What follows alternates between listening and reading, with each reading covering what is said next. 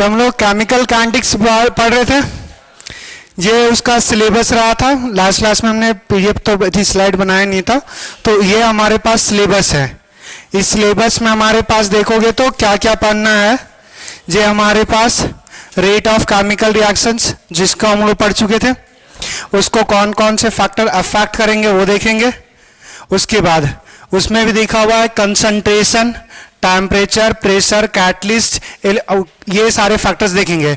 उसमें देखो फिर से एलिमेंट्री रिएक्शंस और कॉम्प्लेक्स रिएक्शंस लिखा हुआ है। एलिमेंट्री और कॉम्प्लेक्स रिएक्शंस मतलब होता है कि जो रिएक्शंस एक स्टेप में कंप्लीट हो एलिमेंट्री, जो एक से ज्यादा स्टेप में हो वो हमारे पास कॉम्प्लेक्स रिएक्शंस होता है। आगे देखेंगे हमारे पास जो रिएक्शंस होता है वो अलग अलग ऑर्डर का होता है, तो ऑर्डर ऑफ रिएक्शंस पढ़ेंगे। उसमें देखेंगे फिर हमारे पास मॉलिक्युलरिटी ऑफ रिएक्शंस। ऑर्डर पता करने के लिए हमारे पास जो यूज करते हैं वो होता है रेट लॉ। तो रेट लॉ देखेंगे। उसके बाद हमारे पास रेट कांस्टेंट देखेंगे अलग अलग ऑर्डर ऑफ रिएक्शंस का। उसके बाद हमें जो पढ़ना है वो जीरो, फर्स्ट ऑर्डर, जीरो और फर्स्ट ऑर्डर देखना है और उसका कैरेक्टरिस्टिक देखना है कि कोई अगर रिएक्शन जीरो ऑर्डर का है, फर्स्ट ऑर्डर का है तो उसका क्या क्या कैरेक्टरिस्टिक होगा। और फिर देखना है हाफ लाइफ, मतलब अगर कोई रिएक्शन अगर कंप्लीट हो रहा है तो उसको 100% कंप्लीशन बोलेंगे। अगर हमारे पास 50% कंप्लीट होगा तो जितना टाइम 50% कंप्लीट होने में लगेगा उसी को बोलते हैं हाफ लाइफ। फिर हमारे पास टेम्परेचर पे इंपैक्ट रेट ऑफ रिएक्शंस का, उसमें हम लोग देखेंगे आर्हेनियस थ्योरी और दूसरा देखेंगे कॉलिजन थ्योरी। इतना पढ़ना हमारे पास इस चैप्टर में। एक तो लेट से आता है, उस पर टपकता है, बीच में पढ़ा रहे थे तो ये सुन नहीं रहा है। ये एक बताए थे, हमको नहीं पता क्या हम दिए थे कि नहीं दिए थे। अब यहां से देखो, हमने लास्ट क्लास में रेट पढ़ा था, 3 टाइप का रेट, एवरेज, इंस्टेंटेनियस और हमारे पास इनिशियल। देखो यहां से हमारे पास जब भी लार्ज चेंजेस लेंगे तो वो एवरेज होगा रिएक्टेंट के बेसिस पे या प्रोडक्ट के बेसिस पे। दूसरा, अगर टैंजेंट ड्रॉ कर देंगे तो वही क्या हो जाएगा, इंस्टेंटेनियस। एक वाटर का डिकम्पोजिशन है या फर्स्ट ऑर्डर का रिएक्शन है।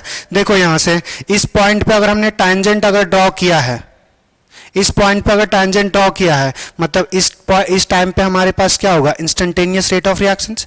देखो हमने जब हमारे पास टाइम जीरो था उस समय एक टैंजेंट ड्रॉ किया है तो ये जो क्या हो जाएगा इंस्टेंटेनियस, मगर क्या है इनिशियल के केस में तो ये इनिशियल रेट ऑफ रिएक्शंस बन जाएगा हमारे पास। नेक्स्ट हमने रेट ऑफ यूनिट देख लिया था, कन्वर्जन भी देख लिया था, ये भी लिखना सीख लिया था। ये क्वेश्चन हम लोग कर चुके थे, ये क्वेश्चन किए थे, ये क्वेश्चन सब बनाने के लिए दिए थे। अब बताओ कितने लोग बनाए हो, क्या आंसर लेके आए हो फर्स्ट का?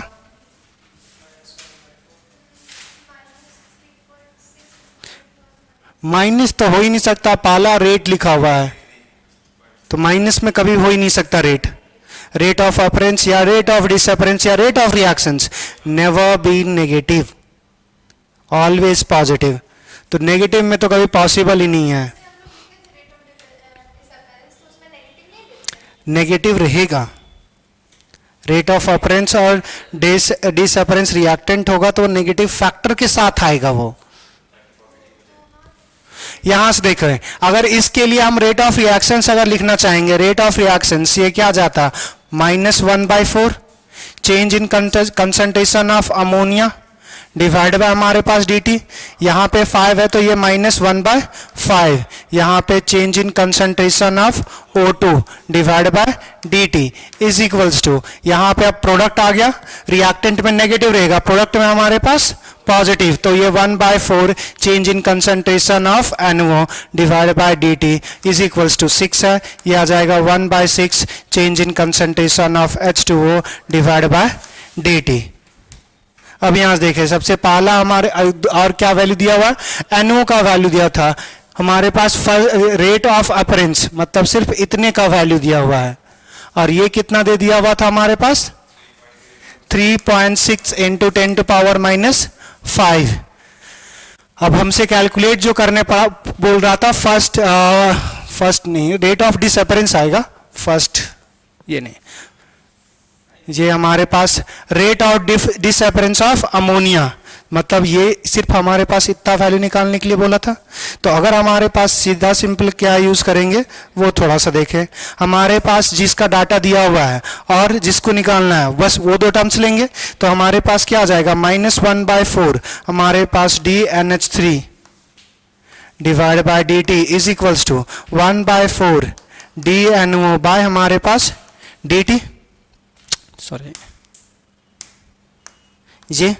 अब यहां देखो 4 से 4 क्या हो जाएगा, कैंसिल।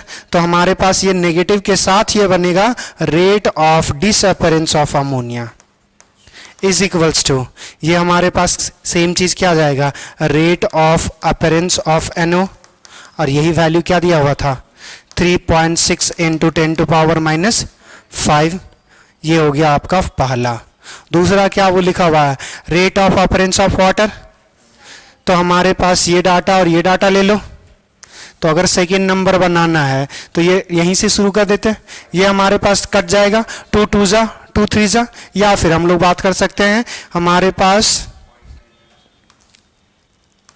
1/6 DH2O बाय हमारे पास DT इज इक्वल्स टू 1/4 हमारे पास DNO बाय हमारे पास DT। तो यहाँ से हमारे पास rate of appearance of water जो आ जाएगा वो 6/4 इंटू हमारे पास DNO डिवाइड बाय हमारे पास DT। 2 तिया 6 2 दूना 4, ये क्या आ गया 3/2 इंटू इसका वैल्यू कितना दिया था 3.6 इंटू 10⁻⁵। तो यहाँ से अगर सॉल्व करेंगे तो हमारे पास क्या आ जाता 2 1 जा 2 2 8 जा 16, 18 दूना 36 18 तिया 54। तो 5.4 इंटू 10⁻⁵। और लास्ट लिखा हुआ था रेट ऑफ रिएक्शंस, तो कुछ नहीं इसको 4 से डिवाइड कर दो, रेट ऑफ रिएक्शन दे देता। तो हमारे पास थर्ड जो आ जाएगा रेट ऑफ जो रिएक्शंस हो जाएगा वो 1/4 हमारे पास DNO डिवाइड बाय हमारे पास DT।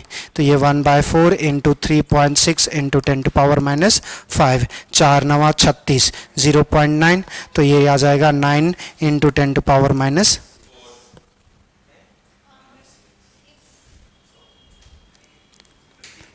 चले हो गया। कितने लोग बनाए थे, फिर से एक बार हाथ खड़ा करना तो मेरे को देखना है। 2। तो जो बनाया नहीं, बस आप बना रहे हैं तो फिर कब मन में आते रहता है, ये घर में करने के लिए दिए थे ना। तो नेक्स्ट टाइम जब बोले तो कर के आया कीजिए, और क्लास में मिमियाते रहिएगा हम बना रहे हैं तो उसके फायदा क्या होगा। घर में रहिए, घर में अगर जब होमवर्क मिला था तो घर में कर लेते हैं। रेट ऑफ रिएक्शन जो होगा वो हमारे पास ये पूरा टर्म्स किसी का भी यूज कर ले, दिया हुआ था रेट ऑफ हमारे पास अपेरेंस ऑफ NO, तो ये पूरा टर्म्स का वैल्यू दिया हुआ था। तो क्या आ जाएगा 1/4, 4 स्टोकोमेट्री था उसका, तो 1/4 NO DNO बाय DT। तो ये इसका वैल्यू दे दिया हुआ था 3.6 इंटू 10⁵, तो 1/4 से मल्टीप्लाई कर दिए। चलिए बढ़े आगे।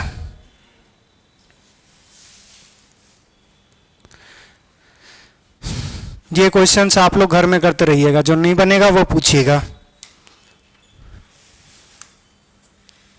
सारा रिएक्शंस उसी जैसा टाइप का है, बस इसमें अब क्या है कि रेट ऑफ रिएक्शंस निकालने बोला है, 2 यूनिट बोला हुआ है, ATM पर सेकेंड में और मोल पर लीटर पर सेकेंड में। तो हमने बताया था अगर हमारे पास ATM पर सेकेंड दिया हुआ है तो अगर उसको RT से डिवाइड कर देंगे तो मोल पर लीटर पर सेकेंड में चेंज हो जाएगा। तो यहाँ पे आपको चेंज इन प्रेशर दे दिया हुआ है, डिवाइड बाय हमारे पास जो आएगा वो टाइम आ जाएगा। अब प्रेशर जो लिखा हुआ है वो mmHg में है और यहाँ पे प्रेशर ATM में दिया हुआ है, तो 760 से डिवाइड कर दीजिएगा जो प्रेशर आएगा चेंज, तो ATM में चेंज होगा। नहीं बनेगा तब पूछिएगा। ये सेम का क्वेश्चन है, उसी टाइप का क्वेश्चन है, कर लीजिएगा।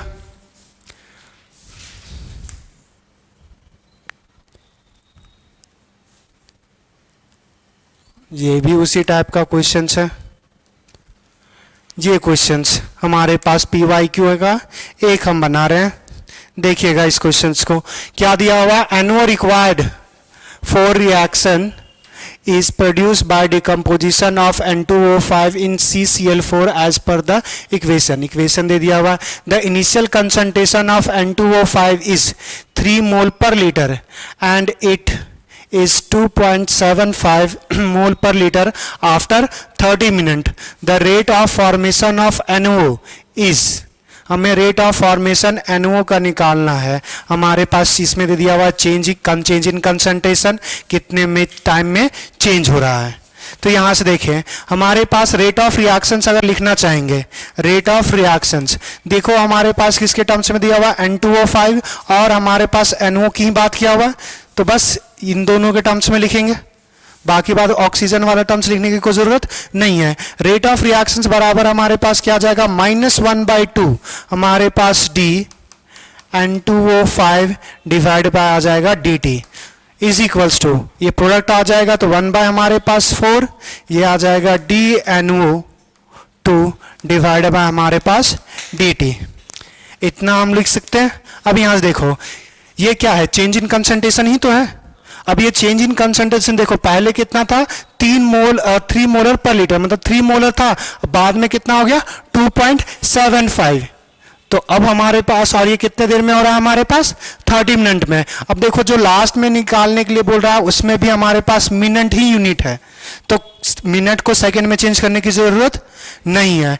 ये हमारे पास N2O5 का दिया हुआ है, तो यहां से लिख सकते हैं 1/2 change in concentration, final minus initial कर देंगे, तो ये नेगेटिव नेगेटिव क्या हो जाएगा, पॉजिटिव हो जाएगा. तो या तो आप फाइनल माइनस इनिशियल कर दोगे तो नेगेटिव नेगेटिव पॉजिटिव कर लो, या तो फाइनल में सॉरी इनिशियल में फाइनल घटा लो, कुछ भी कर लो, आएगा वही चीज. तो अगर हमारे पास यहां से एक बार कर ही देते हैं ना, फाइनल हमारे पास 2.75, इनिशियल था 3 डिवाइड बाय कितने टाइम्स के लिए हो रहा था, 30 मिनट के लिए. कोई प्रॉब्लम यहां तक. दूसरा हमारे पास ये जो यूज करेंगे 1/4 हमारे पास D NO2 डिवाइड बाय हमारे पास dt, 2 दूना 4, 2 से कैंसिल हो गया. अब यहां से यहां पे हमारे पास 0.15 आएगा माइनस में, यहां से हमारे पास 0.25 आ जाएगा, नेगेटिव नेगेटिव क्या आ जाएगा, पॉजिटिव. यहां पे हमारे पास 30 बचा हुआ था, ये हमारे पास क्या आ जाएगा DNO2 डिवाइड बाय हमारे पास dt, ये 1/2 बचा हुआ था, ये क्या आ जाएगा 15. अब अगर हमारे पास चेंज करेंगे, देखो इसको 10 टू पावर हमारे पास 2 आ जाएगा, ये 25 इंटू 10 टू पावर -2 लिख सकते हैं ना, और ये हमारे पास नीचे 15, 5 दिया 15, 5 बचे 25. अब यहां से देखो 5 को हम लोग 103 से डिवाइड करेंगे तो हमारे पास 1.3, 2 बचेगा, 3 6 18, बार बार 6 रिपीट हो जाएगा, तो या तो 6 पर बार लगा दो या तो 6 7 लिख दो, इनटू हमारे पास क्या आ जाएगा 10 टू पावर -2, क्या यही हमारे पास आएगा DNO2 डिवाइड बाय हमारे पास dt, क्या यही था रेट ऑफ अपरेंस, हमसे वही पूछा था, रेट ऑफ फॉर्मेशन या अपरेंस एक ही चीज तो है. तो हमारे पास क्या आ जाएगा आंसर, ये 10 टू पावर -3 में पूछा हुआ था, तो अगर -3 में पूछा हुआ तो इसको हम लोग क्या कर सकते हैं 16.7 या 16.66 चलते जाता, तो ये इंटू 10 टू पावर -3 आ जाएगा. अब यहां से देखो नियरेस्ट इंटीजर में अगर हम लोग चेंज करेंगे तो ये हमारे पास कितना हो जाएगा 17 हो जाएगा, तो हमारे पास जो वैल्यू आता वो आता 17. क्लियर, बढ़े आ गया. अच्छा ये कहां से आ गया,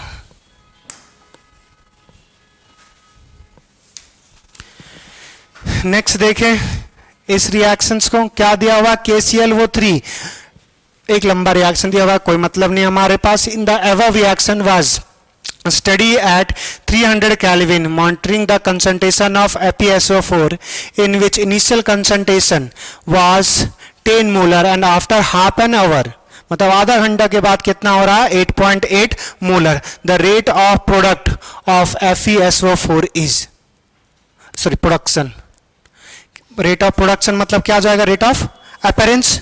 हमें रेट ऑफ अपरेंस बताना Fe2SO4 का मतलब फेरिक सल्फेट का. हमारे पास पहले इंफॉर्मेशन क्या दिया हुआ था फेरस सल्फेट का, फेरस सल्फेट से फेरिक सल्फेट, क्या इन दोनों के टर्म्स में लिख सकते हैं रेट ऑफ रिएक्शंस. और हमारे पास इसमें फिर से वही काम करेंगे, change in concentration with respect to change in time. यहां पे देखो हमारे पास कितना टाइम लिखा हुआ पर सेकंड के हिसाब से, तो आधा घंटा जो लिखा हुआ था उसको हम लोग सेकंड में लिखेंगे। क्या बना सकते हो? तो घर में बना लोगे ये? बढ़े आगे? चलिए, इसी टाइप का सेम क्वेश्चन है, बस लंबा लिखा हुआ है। कुछ किसी का हमारे पास कंसंट्रेशन में दे देगा हुआ दिया हुआ है, देखो हमारे पास मिली मोलर दे दिया हुआ है और कुछ नहीं। ये जो लिखा हुआ है millimolar decimetre cube, 1 decimetre cube बराबर 1 लीटर होता है। तो ये कुछ नहीं दिया हुआ है, कंसंट्रेशन दिया हुआ है आपका कि कंसंट्रेशन पहले 10 था, अब क्या हो गया 20 हो गया। और वहां पे दे दिया हुआ rate of appearance D is 1.5 times of rate of appearance of B, और यही सब कुछ इंफॉर्मेशन दिया हुआ और तुमको निकालना पड़ेगा शायद। देयर फॉर द रिएक्शंस, किसका निकालने बोला? किसी का निकालने बोला rate of appearance D and D. अच्छा, रेट ऑफ रिएक्शंस निकालना मतलब कुछ नहीं, यहां से गामा का रिलेशन पता कर लोगे किसी एक का, तो अगर गामा का वैल्यू पता चल जाएगा किसी एक का तो बस तुम्हारे पास आ गया आंसर। बना सकते हो या बना दे? चलिए, सेम उसी टाइप का क्वेश्चन। ये बताइए कौन सा आंसर सही? इसके लिए तो पेन भी उठाने की जरूरत नहीं है, बताइए।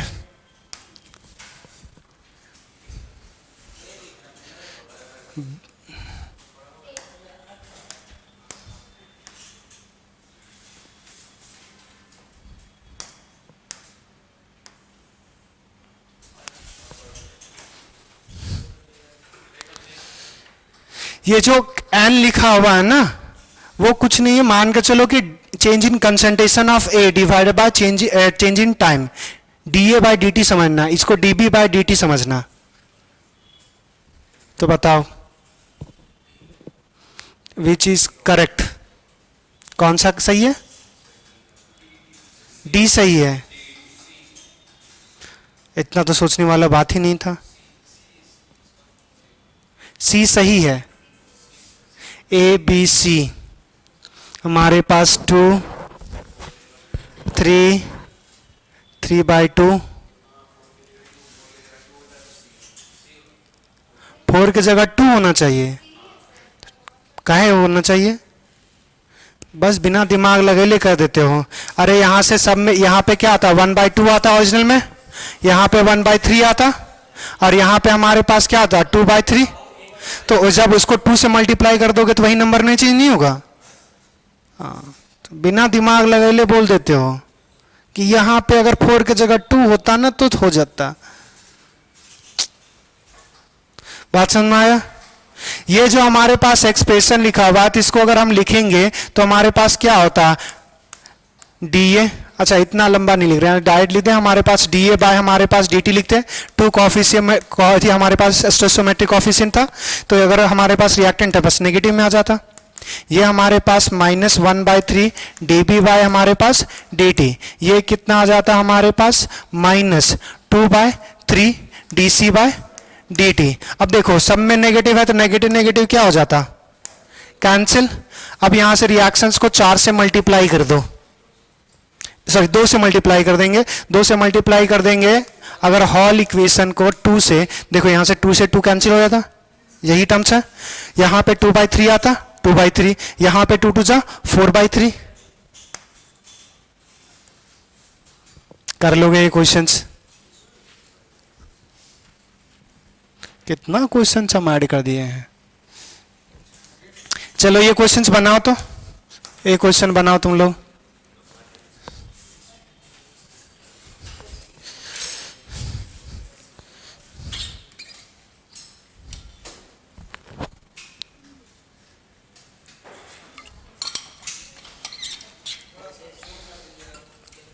हाँ, धैर्य।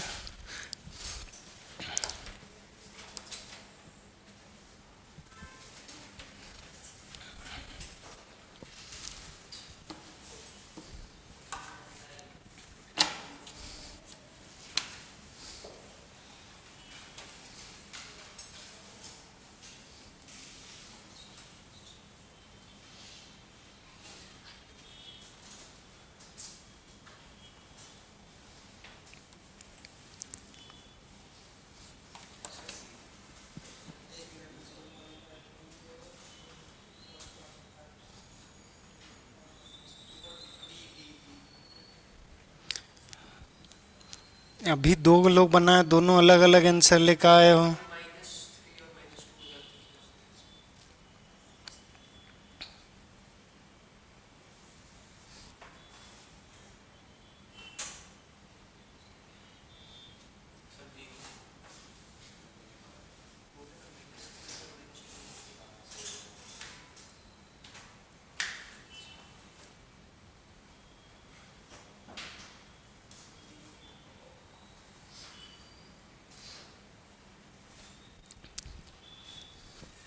कौन सा आया? बाकी लोग बी। कितने लोग बना चुके, बस हाथ खड़ा कर दीजिएगा। चलिए,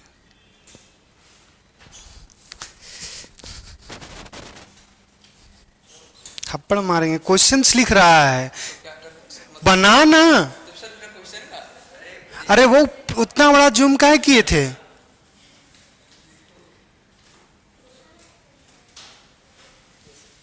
ये क्या है?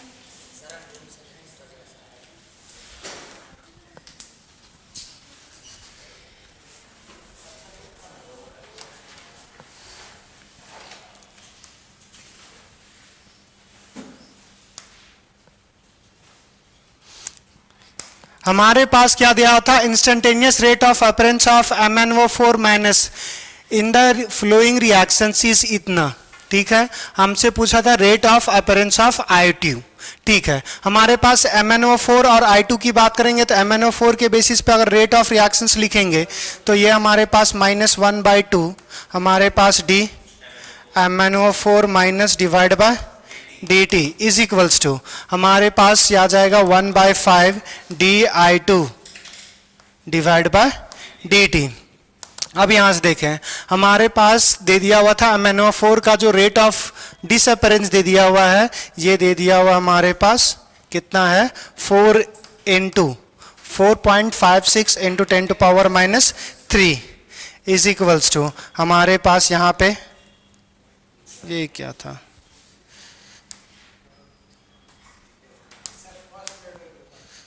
चलो, ये हमारे पास क्या जाएगा? 1/5 इंटू बस 1/5 हमारे पास ये di2 डिवाइड बाय हमारे पास dt।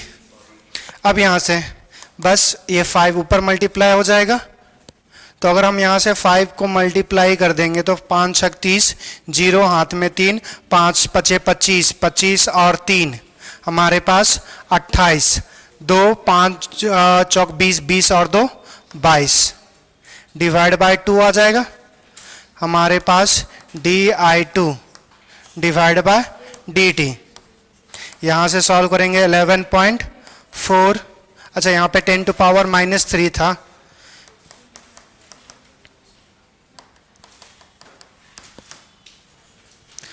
अच्छा, यहां पे हमारे पास अब इसको एक चेंज कर सकते हैं, अगर पावर अगर लेके जाएंगे तो 1.1 इंटू 10⁻² आ जाएगा। तो इतना सा काम करना था, इतना छोटा कॉन्सेप्ट है और इसमें भी। चलिए अब आगे बढ़े। अब हमारे पास जो है वो रेट लॉ से हम लोग पढ़ने से पहले थोड़ा सा पहले एक छोटा सा और बात करेंगे जो आपको मैंने पढ़ाया केमिकल काइनेटिक्स में, सॉरी केमिकल इक्विलिब्रियम में। हाँ, आपको वहां पे हमने लिखवाया था कि कब कोई रिएक्शन है अगर हमारे पास इक्विलिब्रियम अगर है तो इक्विलिब्रियम कब होगा? रेट दोनों का कौन सा? दोनों रेट ऑफ फॉरवर्ड और रेट ऑफ बैकवर्ड। क्या उस समय हमने रेट निकालने के लिए कुछ बताया था कि रेट कैसे पता करेंगे? एक्सप्रेशन लिखे थे वहां पे। अगर हमारे पास रेट ऑफ फॉरवर्ड और रेट ऑफ बैकवर्ड जब बराबर हो जाएगा तब हमारे पास वो इक्विलिब्रियम में आ जाएगा। तो उस केस में हमने क्या, वो किस लॉ के बेसिस पे हमने ऐसो वो रेट लिखा था?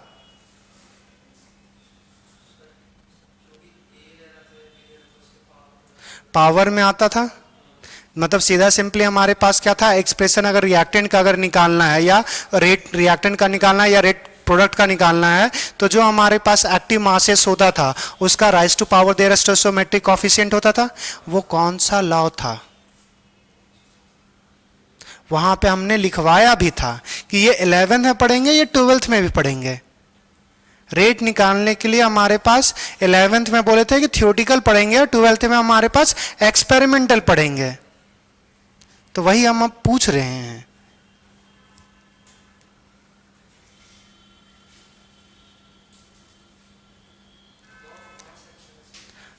लॉ ऑफ मास एक्शन, और यहां पे हम लोग जो पढ़ने वाले हैं वो हमारे पास है रेट लॉ। तो हमारे पास रेट दो तरीके से पता कर सकते हैं, एक एक्सपेरिमेंटल और दूसरा थियोटिकल। एक्सपेरिमेंटल जो पढ़ेंगे वो रेट लॉ के बेसिस पे होगा, और जो थियोटिकल पढ़ते हैं वो हमारे पास जो होगा वो लॉ ऑफ हमारे पास लॉ ऑफ मास एक्शन होता है। उसमें सीधा सिंपली जो अगर स्टोइकोमेट्रिक कोएफिशिएंट होगा वो आएगा, मगर यहाँ पे हमारे पास ऐसा नहीं होता। अगर यहाँ पे नहीं होता तो हमारे पास जो स्टोइकोमेट्रिक कोएफिशिएंट जो लॉ ऑफ मास एक्शन लगाते थे, और हमारे पास रेट लॉ होगा। रेट लॉ सब के लिए एप्लीकेबल होगा। क्यों? पहला तो ये चीज क्या है कि एक्सपेरिमेंटली है, तो एक्सपेरिमेंटली तो किसी पे भी एप्लीकेबल हो सकता है, तो ये एक्सपेरिमेंटली है, सब पे एप्लीकेबल होगा। लॉ ऑफ मास है थियोटिकल, और थियोटिकल सब पे अप्लाई कर नहीं सकते। किस पे अप्लाई कर सकते हैं? ऐसा रिएक्शंस जो एक ही स्टेप में हमारे पास रिएक्टेंट से प्रोडक्ट में कन्वर्ट हो। तो देखो दो टाइप के रिएक्शंस हैं हमारे पास, एक सिंपल रिएक्शन और एक कॉम्प्लेक्स रिएक्शंस। सिंपल रिएक्शंस जो रिएक्टेंट से प्रोडक्ट सिंगल एक स्टेप में कंप्लीट हो। दूसरा हमारे पास कॉम्प्लेक्स रिएक्शन जो मल्टी स्टेप फॉलो करे। अगर हमने बोला था कि रिएक्शन मैकेनिज्म थोड़ा सा पढ़िएगा, उसमें हमने आपको बताया था SN1 और SN2। SN2 जो होता है वो एक स्टेप में कंप्लीट होता है, और SN1 होता है वो दो स्टेप में कंप्लीट होता है। तो अगर एक स्टेप से जितना ज्यादा स्टेप में कंप्लीट हो, दो स्टेप में हो, तीन हो, चार हो, पांच हो, जितने स्टेप में कंप्लीट हो वो सारा क्या हो गया? एक से अगर ज्यादा स्टेप है तो कॉम्प्लेक्स रिएक्शंस, और एक स्टेप में कंप्लीट हो रहा तो simple reactions.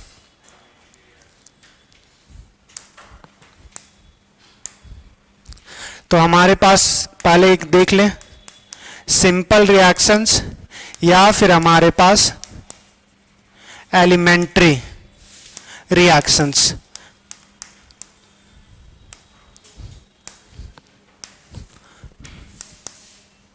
Those reactions which complete in one step, और दूसरा हमारे पास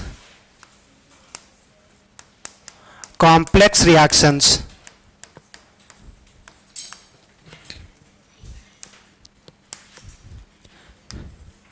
Reaction which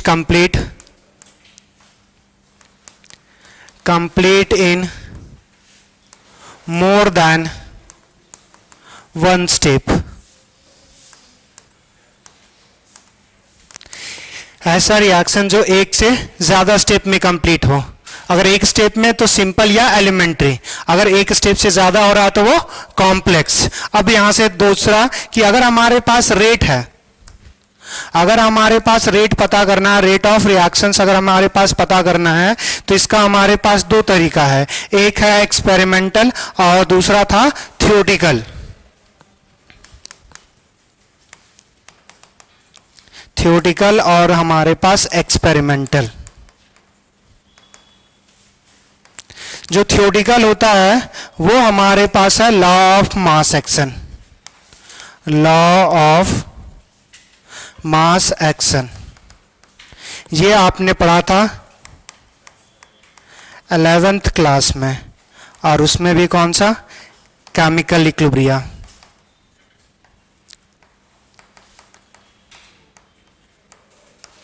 और ये जो आप पढ़ोगे वो 12th में अभी पढ़ोगे, 12th क्लास, और ये हमारे पास किसका है? केमिकल काइनेटिक्स का।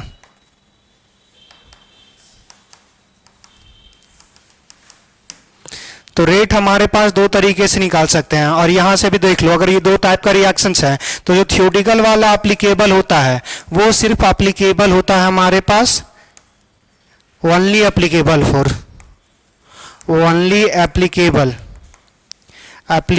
फॉर सिंपल रिएक्शंस, सिंपल या एलिमेंट्री रिएक्शंस, कि जो एक ही स्टेप में कंप्लीट हो उसी में लॉ ऑफ मास एक्शन लगा सकते हैं, और ये एक्सपेरिमेंटल है तो applicable in all reactions, applicable in all reactions. अब यहाँ से देखेंगे हमारे पास, अच्छा यहाँ पे लिखे नहीं 12th में, एक्सपेरिमेंटल हमारे पास जो होगा वो रेट लॉ होगा, रेट लॉ।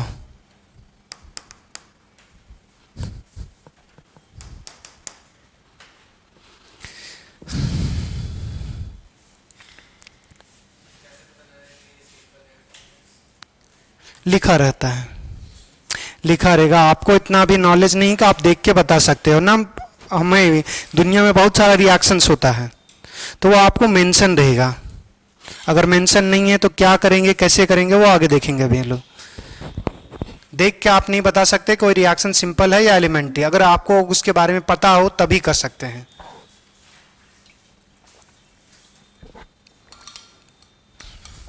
जैसे अगर किसी आदमी का अगर आपको नाम जानना है तो इसका मतलब है कि या तो अगल बगल वाला उसके बारे में को जानता होगा या तुम जानते होगे तभी उसका नाम बता सकते हो। उसी तरह है कि रिएक्शंस को देख के हम ये नहीं बता सकते कि सिंपल है या एलिमेंट्री, एटलीस्ट उसके बारे में हम लोग पढ़ चुके हैं तब तक, या वो खुद ना बता दें कि मेरा नाम ये है।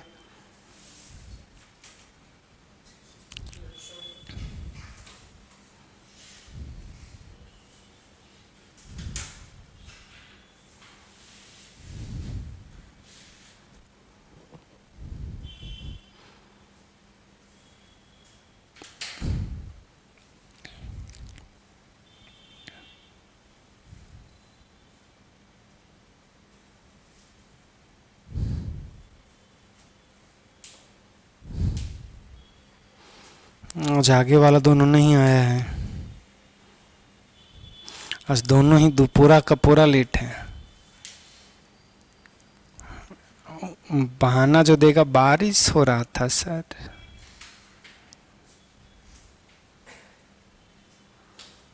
चलिए लिख लिए, ना लिखते हैं ना याद रखते हैं, क्या करते हैं। क्वेश्चन भी गिने चुने बनाते हैं, होमवर्क देते हैं एक वो बनाते हो, वो भी गलत बनाते हो, नहीं बनाते और मुस्कुराते हो। शर्म नहीं लगता है? हाँ तो बोलते रहो कि नहीं लगता है, मम्मी आएगी तो बता देंगे। आपके बेटे को पूछते हैं क्वेश्चन से बनाता नहीं हो तो शर्म लगता है? नहीं लगता है। ठीक, नहीं लगता है तो इतनी अच्छी बात है। बढ़ें आगे,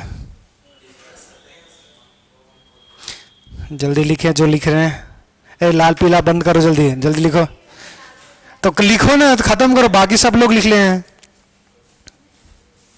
क्या है कैमरे का आने से?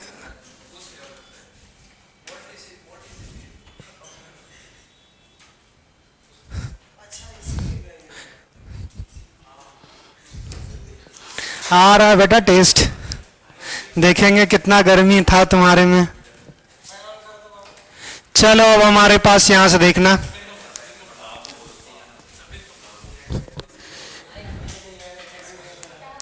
Rate law. रेट लॉ हम, अरे चलो हो गया, जब पूछते जवाब देते तो है नहीं, बस तुरंत शुरू हो जाते हो। समझना यहां से रेट लॉ कैसे लिखेंगे। जैसे हमारे पास लॉ ऑफ मास एक्शन था तो सीधा सिंपली अगर हमें फॉरवर्ड का लिखना था रेट या बैकवर्ड का लिखना था तो हमारे पास जो सिंपल एलिमेंट्री रिएक्शंस होगा जितना उसका कोएफिशिएंट होगा उतना ही हम लोग क्या कर देते, उसका पावर राइज कर देते थे। अब यहां पे हमारे पास ऐसा नहीं करेंगे। क्या होता है कि हमारे पास ये जो एक्सप्रेशन होगा एक्सपेरिमेंटली डिटरमाइन करेंगे और उसमें जो रेट होगा वो रेट होगा in terms of concentration of reactant. Generally बुकों में कंसंट्रेशन ऑफ रिएक्टेंट के बेसिस पे लिखा होता है, मगर एक्चुअली में रिएक्टेंट और प्रोडक्ट दोनों के बेसिस पे हो सकता है। वो देखेंगे हम लोग कैसे आएगा रिएक्टेंट और प्रोडक्ट के बेसिस पे। तो when rate it is a experimental experimental expression. ऐसा नहीं कि हम लोग अपने मर्जी से कुछ भी लिख देंगे। एक्सपेरिमेंटल एक्सप्रेशन होगा which is written in terms of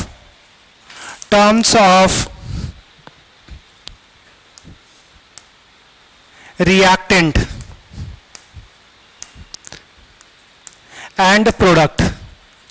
यहां पे एक चीज समझना, जब आप थ्योरी एग्जाम दोगे तो जनरली रिएक्टेंट ही लिखना, वरना टीचर को अगर नहीं पता होगा तो काट देगा, क्योंकि प्रोडक्ट के बेसिस पे भी लिख सकते हैं। अरे जब बोर्ड एग्जाम दो तो अगर यहाँ पे रिएक्टेंट और प्रोडक्ट मत करना, सिर्फ रिएक्टेंट लिखना, क्योंकि बहुत लोगों को ये पता नहीं होता प्रोडक्ट के बेसिस पे भी लिख सकते हैं, प्रोडक्ट का भी पावर आएगा। जो जनरली हमारे पास लिखते हैं, आगे हम लोग पढ़ेंगे और देखेंगे, एक्सप्रेशन भी ड्राइव करेंगे रेट लॉ, तो उसमें या तो हमारे पास सीधा लिख लो कि रिएक्टेंट के बेसिस पे, जब आएगा तो आपको बता देंगे, या वरना फिर रिएक्टेंट और प्रोडक्ट इस दोनों साथ लिख सकते हो। क्या होता है, एक हमारे पास एक्सपेरिमेंटल एक्सप्रेशन होगा जिसमें हमारे पास जो रेट होगा वो हमारे पास कंसंट्रेशन ऑफ रिएक्टेंट और प्रोडक्ट पे डिपेंड करता है, डायरेक्टली डिपेंड करेगा। उसका raise to power their stoichiometric coefficient नहीं होगा। उसका जो राइज टू पावर जो होता है, जैसे रेट लॉ, जो लॉ ऑफ मास एक्शन लिखते हैं, जैसे अगर हमारे पास ये रिएक्शंस, अगर यही रिएक्शंस है तो अगर हम लॉ ऑफ मास एक्शन से अगर लिखना चाहेंगे, लॉ ऑफ मास एक्शंस के बेसिस पे अगर इसका रेट हम फॉरवर्ड का लिखना चाहेंगे तो फॉरवर्ड का पता है क्या बनेगा, concentration of A to power A, concentration of B to power B. तो ये जो हमारे पास है, ये जो लिखते थे लॉस ऑफ, हमारे पे लॉ ऑफ मास एक्शंस के बेसिस पे, तो ये सिंपल रिएक्शंस होना चाहिए, एक स्टेप में ही रिएक्शंस कंप्लीट होना चाहिए। मगर हमारे पास यहाँ पे जो एक्सप्रेशन आ जाएगा ना, यहाँ पे जो हमारे रेट ऑफ रिएक्शंस लिखेंगे वो हमारे पास डायरेक्टली प्रोपोर्शनल होता है concentration of A and B to power their experimental raise to power their experimental factors. अब ये जो यहाँ पे जो x लिखा हुआ और ये y लिखा हुआ ना, ये यहाँ पे तो स्टोइकोमेट्री है ही नहीं, ये जो x और y जो होगा वो हमारे पास क्या होगा, एक्सपेरिमेंटल डिटरमाइंड क्वांटिटी होगा। क्लियर? चलिए, तो यहां से एक और स्टेटमेंट अगर लिखना चाहोगे तो रेट ऑफ रिएक्शंस, इसी का एक और लिखा था, it is experimental expression which is written in terms of reactant and product, या फिर rate of reactions. Rate of reactions is directly proportional to concentration of reactant and product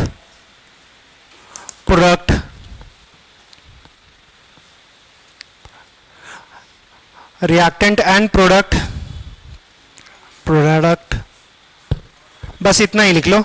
अगर हमारे पास ये जो यहां से हमारे काहे हट रहे हो भाई, यहां से जैसे अगर हमारे पास ये रिएक्शंस अगर कंसीडर कर रहे हैं, ये अगर हमारे पास रिएक्शंस है अगर ये हमारे पास रिएक्शंस है तो इसके लिए रेट ऑफ जो रिएक्शंस बनेगा वो हमारे पास, पहले तो एक और लाइन ले लेते हैं, यहां से हमारे पास रेट ऑफ रिएक्शन जो होगा वो डायरेक्टली प्रोपोर्शनल होगा कंसंट्रेशन ऑफ रिएक्टेंट ए और हमारे पास क्या था बी। प्रोडक्ट भी आएगा मगर हमारे पास जनरली रिएक्टेंट के बेसिस पे लिखते हैं, डिफिनेशन भी रिएक्टेंट के बेसिस होता है, मगर याद रखेंगे कि प्रोडक्ट भी आएगा। कैसे आएगा, क्यों आएगा, वो देखेंगे आगे। हमारे पास यहां पे हमारे पास raise to power x, raise to power हमारे पास y। यहां पे अगर हमारे पास प्रोपोर्शनैलिटी का साइन अगर हटाएंगे तो क्या आएगा, कांस्टेंट। और यहां से ये रेट ऑफ रिएक्शन बन जाएगा k, concentration of a to power x और b टू पावर y। यहां से हमारे पास where k is equals to होता है हमारे पास rate constant x and y are experimental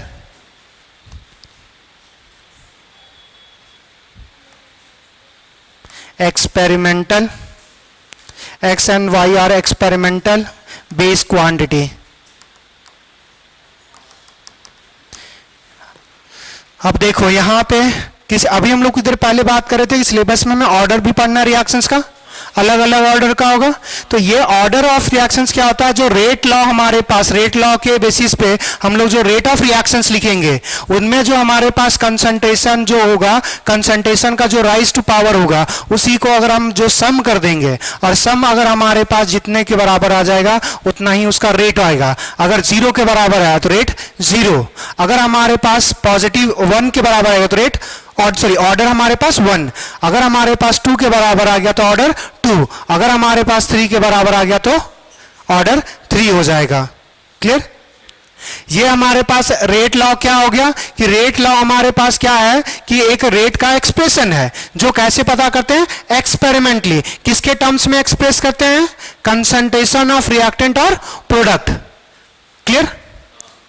generally जो हमारे पास लिखा होता है डेफिनेशन में, रिएक्टेंट के बेसिस पे ही लिखते हैं, मगर हम आगे देखेंगे प्रोडक्ट के बेसिस पे भी होगा।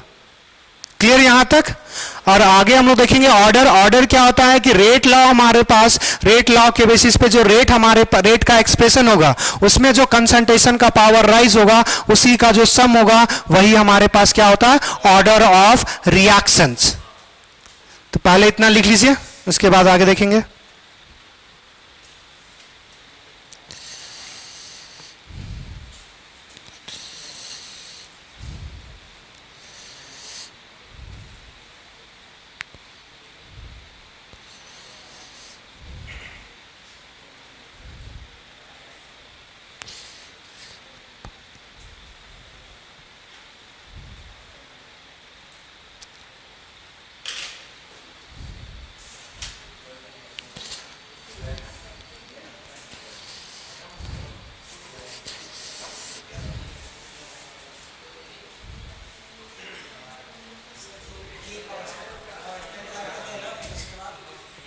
क्या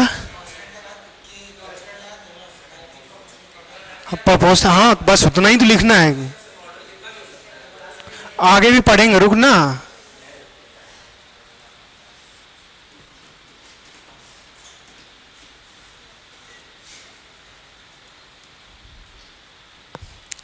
तुम लोग पे कभी कभी ना बहुत दया आता है।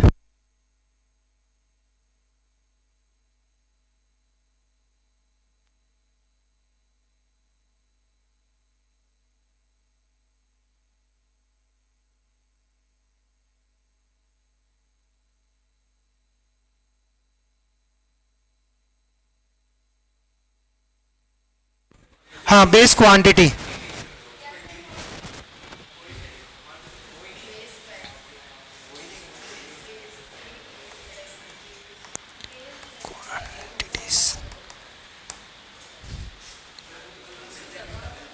हो गया? बढ़े?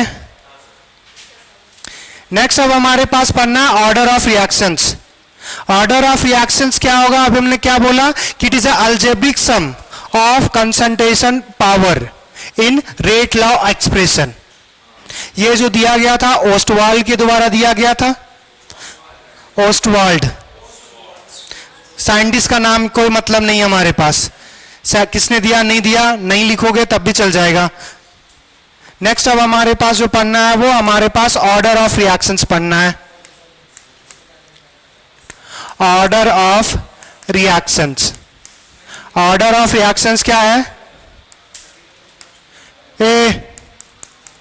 It is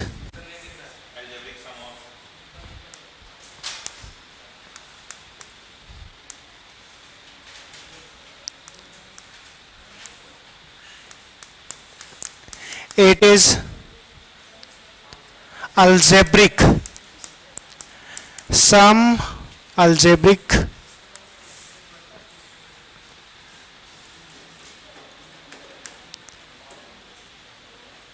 sum of power of concentration in rate law expression, rate law expression. अगर हमारे पास मान के चलते हैं कि रेट लॉ एक्सप्रेशन के बेसिस पे अगर हमारे पास फ्रॉम रेट लॉ, अगर हम लोग ये लिखे हैं फ्रॉम रेट लॉ, किसी रेट लॉ के लिए हमारे रेट लॉ हमारे पास लगाएंगे किसी रिएक्शंस के लिए, और हमने वहां से रेट जो लिखा वो लिखा हुआ है K concentration of A to power X और concentration of B to power हमारे पास वाई। तो जो हमारे पास ऑर्डर होगा, ऑर्डर ऑफ जो रिएक्शंस होगा वो क्या होगा, एक्स प्लस वाई। और दूसरा बात, हमारे पास order of reactions, order of reactions, order of जो रिएक्शंस होगा वो पॉजिटिव भी हो सकता है, नेगेटिव भी हो सकता है, फ्रैक्शन भी हो सकता है। फिर से सुनना, पॉजिटिव होगा, नेगेटिव होगा और जीरो भी होगा और हमारे पास फ्रैक्शन भी हो सकता है, मतलब हमारे पास रियल नंबर्स पॉसिबल होगा।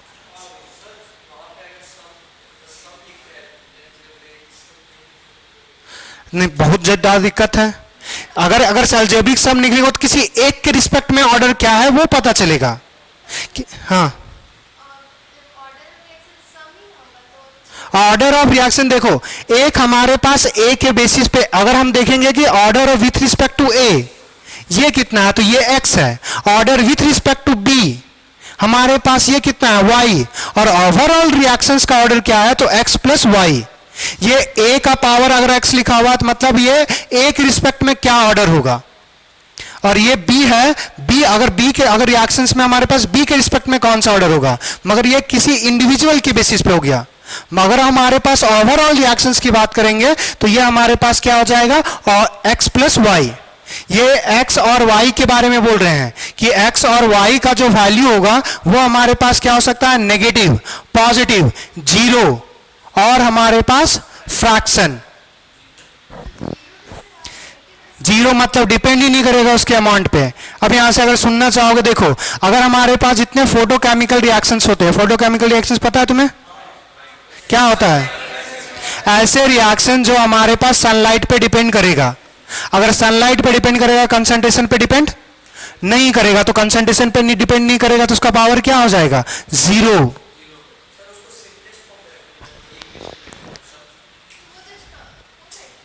क्या, अरे कितनी बार बोल रहे हैं, हद है यार। यहां पे हमारे पास ए बी सी स्टोकोमेट्री था, जब रेट एक्सप्रेशन लिख रहे हैं तो ये क्या लिख रहे हैं, एक्स और वाई, या यहाँ पे एक्स और वाई स्टोकोमेट्री कोएफिशिएंट दिख रहा है, नहीं ना। यहाँ पे क्या लिखे हैं, एक्स वाई क्या होगा, एक्सपेरिमेंटल बेस, कहीं पे लिखे हुए हैं स्टोकोमेट्री है। तो ये जो हमारे पास कोई भी रिएक्शंस अगर हम कंसीडर कर रहे हैं कि अगर हमारे पास कोई रिएक्शंस होता जिसमें हमारे पास क्या है कि ए रिएक्ट कर रहा होगा बी के साथ सी और डी फॉर्म कर रहा होगा, इसका स्टोकोमेट्रिक कोएफिशिएंट बैलेंस है नहीं है, कोई लेना देना नहीं है।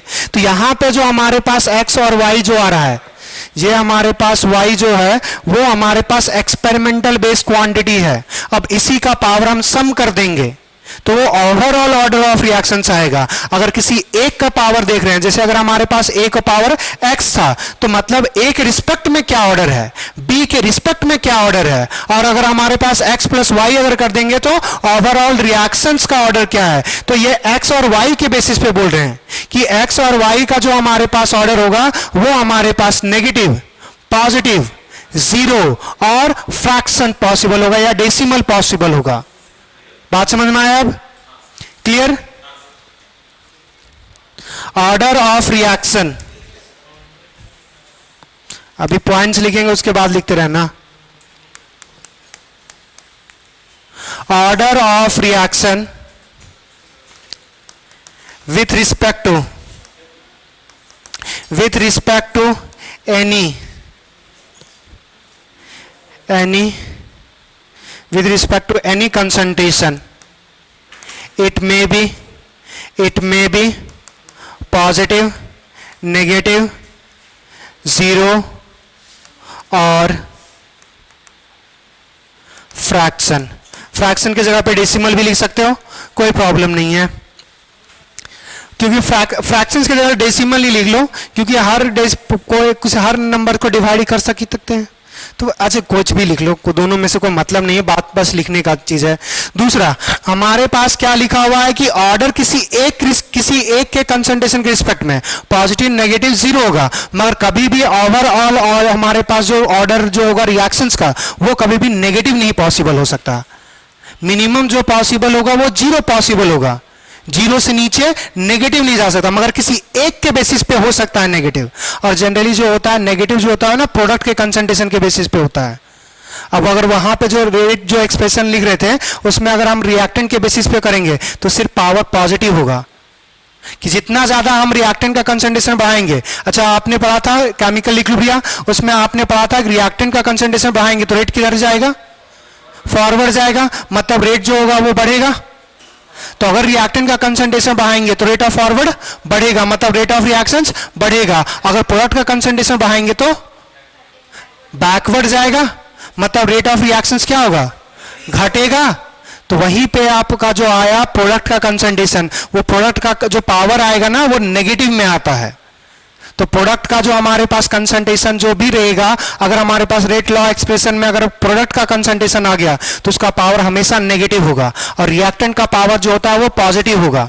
तो अगर हम जब बोल रहे हैं कि ऑर्डर जो हो सकता है किसी एक के कंसंट्रेशन के बेसिस पे पॉजिटिव, नेगेटिव, जीरो और फ्रैक्शन, तो नेगेटिव जो होता है वो हमारे पास प्रोडक्ट के कंसंट्रेशन पे डिपेंड कर जाता है। क्लियर? अब दूसरा,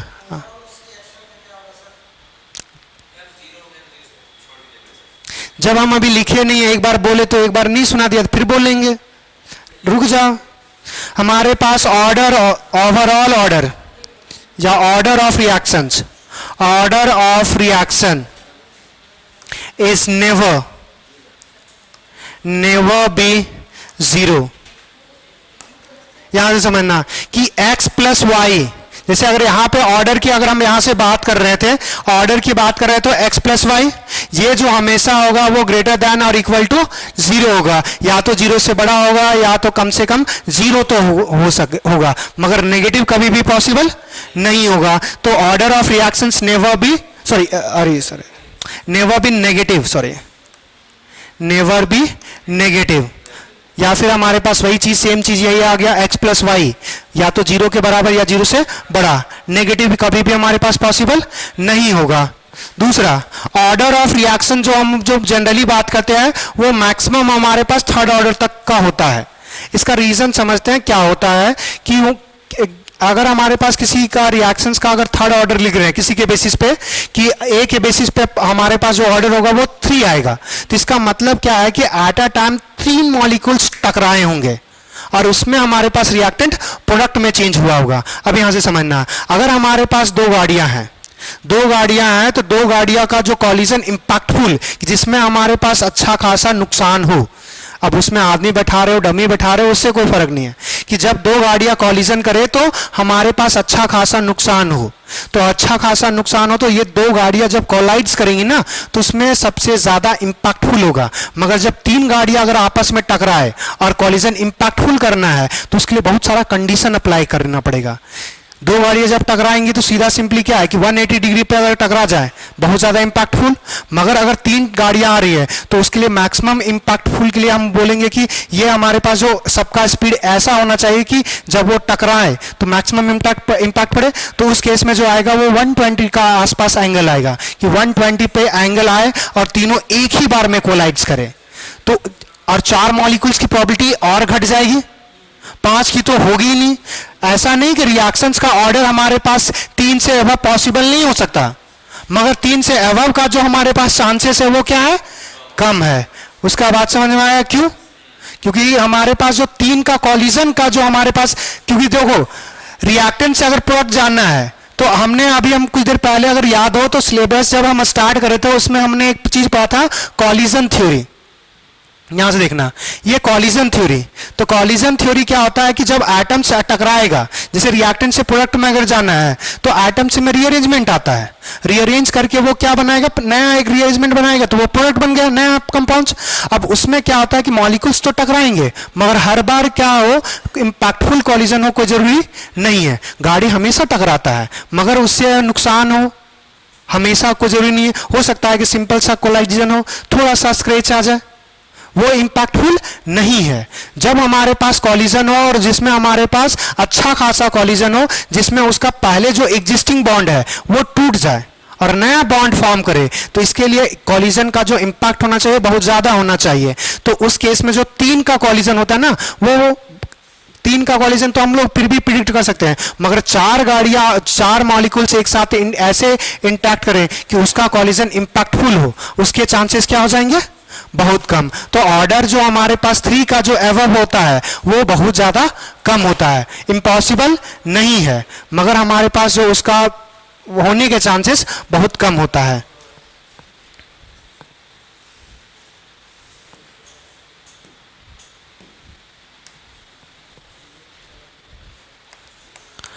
order above 3 is very less possible.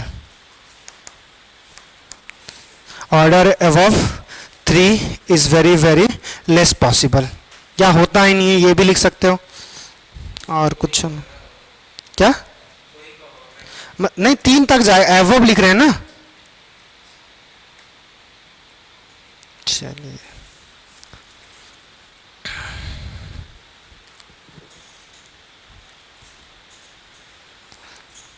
सबसे ज्यादा इंपैक्टफुल होता है वो 2 एटम्स का होता है, और वही भी आपको पढ़ना था। तो आपको बायमॉलिक्यूलर कॉलिजन पढ़ना है कि 2 मॉलिक्यूल जब टकराएंगे तब हमारे पास प्रोडक्ट में चेंज होना। तो उसमें हमारे पास देखेंगे कि रिएक्टेंट से प्रोडक्ट में जाने के लिए 2 टाइप का बैरियर होता है, एक होता है कॉलिजन बैरियर और एक होता है एनर्जी बैरियर। जैसे मान के चलो कि एक हडल वाला रेस देखियो, दौड़ता है, बीच में हडल लगाया हुआ रहता है। अगर वह हडल को अगर क्रॉस करने के लिए मान के चलो कि तुम्हारे पास जो होना चाहिए वो 100 किलो जूल जरूरी है एनर्जी, अगर तुम्हारे पास अगर 80 है तो कितना रिक्वायरमेंट है एक्स्ट्रा? 20। यही होता है एक्टिवेशन एनर्जी, कि एक्टिवेट कितना करें, और जिस मॉलिक्यूल के पास पहले से 100 होगा वो सिर्फ क्रॉस करेगा। तो कॉलिजन के बाद इतना एनर्जी आ जाए जो उस एनर्जी बैरियर को क्रॉस कर जाए, वही रिएक्टेंट से प्रोडक्ट में चेंज होगा। जिसकी एनर्जी उससे कम होगा वो रिएक्टेंट से प्रोडक्ट नहीं चेंज होता है।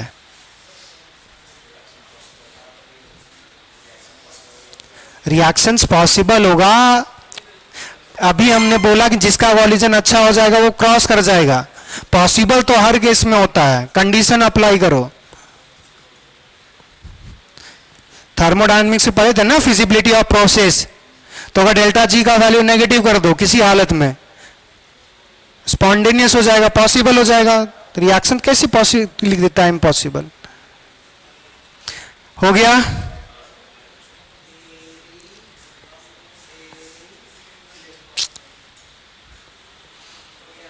हाँ दर्शिल बाबू,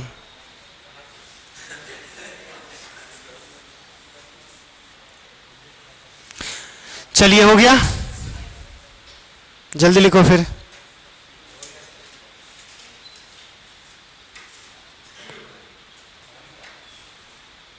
ये लाइट है या नहीं है?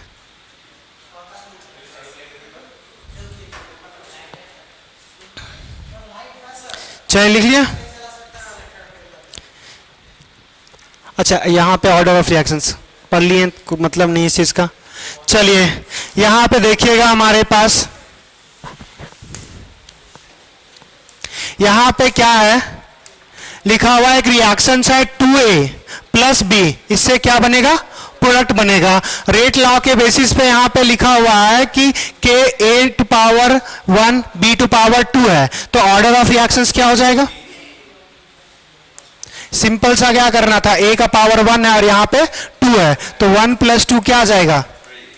क्या बात समझ में आया? नेक्स्ट क्वेश्चन देखना है यहाँ पे। अगर हमारे पास इस केस में ऑर्डर ऑफ रिएक्शंस पूछा तो क्या आ जाएगा? यहां पे A का पावर हमारे पास 2, B का पावर 2 प्लस 0 हमारे पास क्या देगा? नेक्स्ट देखो, अब यहां से थोड़ा सा इस क्वेश्चंस को देखना कि जो हमारे पास एबव रिएक्शंस है, हमारे पास जो ऊपर वाला रिएक्शंस है रेट एक्सप्रेशन सेम रहेगा। अगर हमारे पास volume of container suddenly reduce by 1-3 times, मतलब अगर हमारे पास पहले अगर 3 लीटर का था तो 1 लीटर कर रहे हैं, अगर 1 लीटर होगा तो 1/3 लीटर कर देंगे इनिशियल वॉल्यूम का। How many times of rate will be increase या चेंजेस इंक्रीज भी बोल सकते हो या चेंजेस भी बोल सकते हो कि अगर हमारे पास वॉल्यूम पहले अगर हमारे पास जितना भी वॉल्यूम होगा और उसका वॉल्यूम 1/3 कर देंगे तो हमारे पास रेट ऑफ रिएक्शंस में क्या इंपैक्ट देखने को मिलेगा।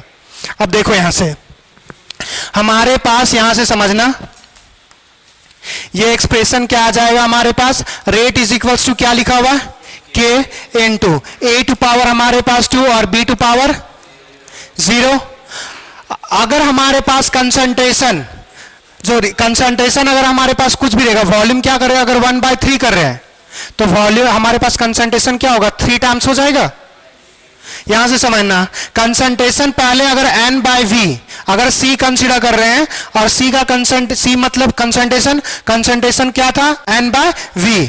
अगर हमारे पास कंसंट्रेशन ये था इनिशियली जब हमारे पास वॉल्यूम क्या है उठा देंगे पटक। कल भी बोले थे कि आपस में ना बात करो मगर तुम लोग को लगा ही रहना है जाहिल। यहां पे अगर हमारे पास फाइनल कंसंट्रेशन की बात करेंगे तो C2 में अगर कंसीडर करेंगे नंबर ऑफ मोल्स वही रहेगा। वॉल्यूम कितना हो रहा है अगर हमारे पास 1/3 तो अगर हमारे पास V/3 लिखेंगे तो ये क्या आ जाएगा 3/n/v मतलब ये जो इनिशियल कंसंट्रेशन का कितना आ जाएगा 3 टाइम्स। अब यहां से देखें कि कंसंट्रेशन इसका मान के चलते पहले कुछ भी होगा n/v होगा अलग अलग टर्म्स होगा तो इसका कंसंट्रेशन अगर हम C1 कंसीडर कर रहे हैं इसका कंसंट्रेशन हमारे पास C1 तो पहले हमारे पास ये रहेगा तो यहां पे हमारे पास रेट 1 या रेट इनिशियल मान लेते हैं कि इनिशियली ये रेट होगा। दूसरा रेट हमारे पास जब फाइनल कंसंट्रेशन करेंगे तो कंसंट्रेशन अगर कितना हो गया 3 टाइम्स तो यहां पे k यहां पे हमारे पास 3c का पावर कितना आ जाएगा 2 यहां पे c का पावर कितना था 0 सॉरी 3c का पावर 0 इसका किसी का भी पावर 0 हो क्या दे देगा 1 3 का पावर 2 तो पहले के अगर पहले के कंसंट्रेशन के रिस्पेक्ट में अगर हमारे पास देखेंगे तो क्या कंसंट्रेशन हमारे पास कितने टाइम्स रेट बढ़ जाएगा।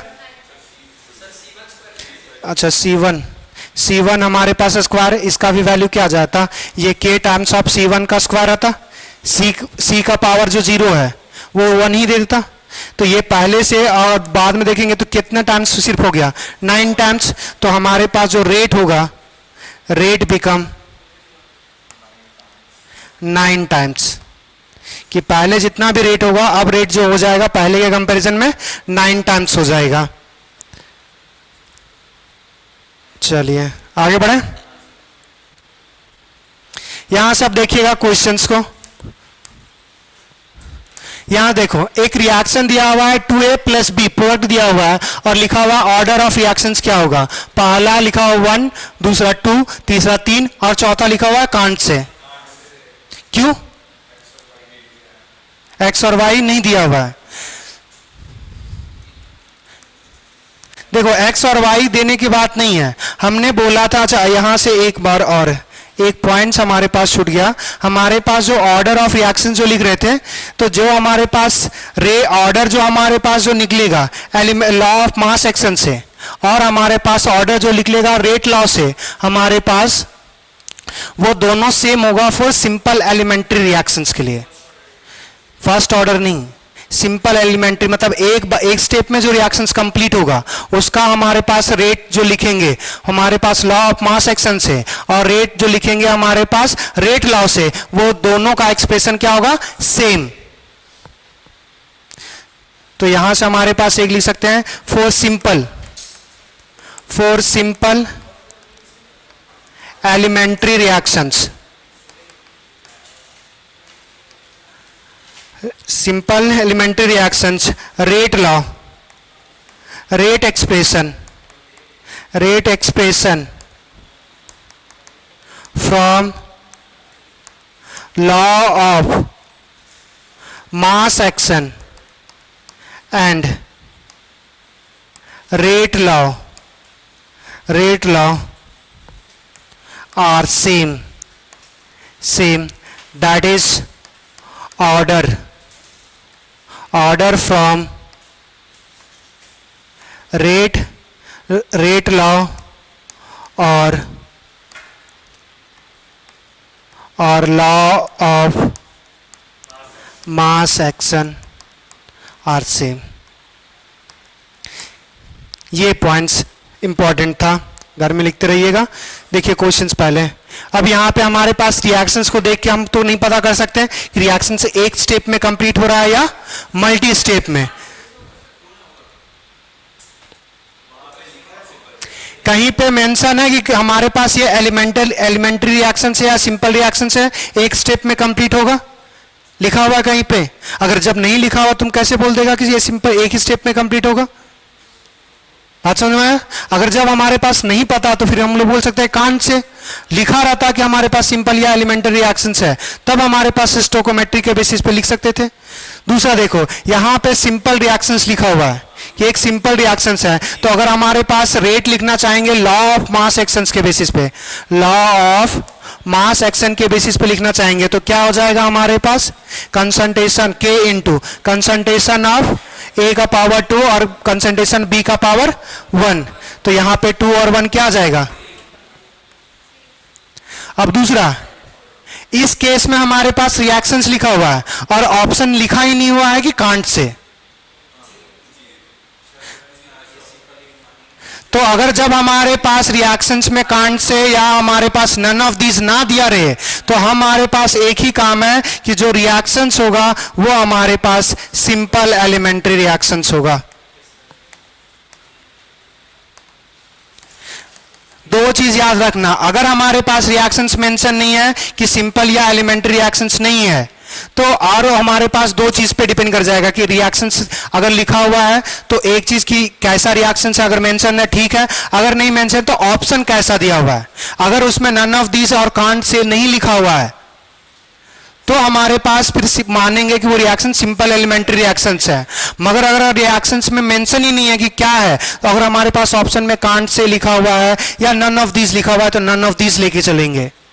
तो इस केस में हमारे पास नन ऑफ दिस का ऑप्शन ही नहीं है, तो ये रिएक्शंस को सिंपल और एलिमेंट्री रिएक्शंस मानेंगे, तो इस केस में ऑर्डर जो आएगा वो 3 आएगा। क्या ये बात याद रहेगा? चलिए